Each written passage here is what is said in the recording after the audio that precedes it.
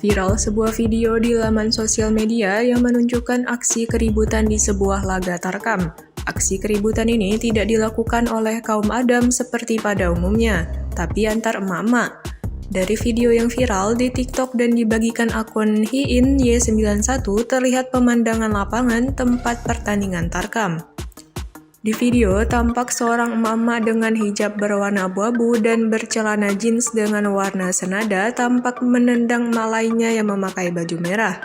Tendangan emak berhijab abu-abu hampir mengenai kaki lawannya itu.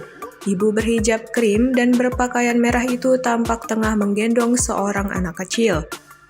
Tak terima dengan perlakuan lawannya, ia pun mencoba menghampiri.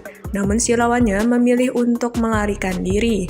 Tak berselang lama muncul pria dengan pakaian loreng mencoba untuk meredam keributan. Pada video itu, kericuhan kembali terjadi dan melibatkan emak-emak lainnya. Kembali aksi ricuh ini ditengahi oleh seorang tentara yang coba menenangkan emak-emak. Sontak saja, video ini pun ramai menjadi perhatian netizen. Mayoritas netizen memberikan komentar soal aksi berani bapak tentara yang meredakan kemarahan emak-emak.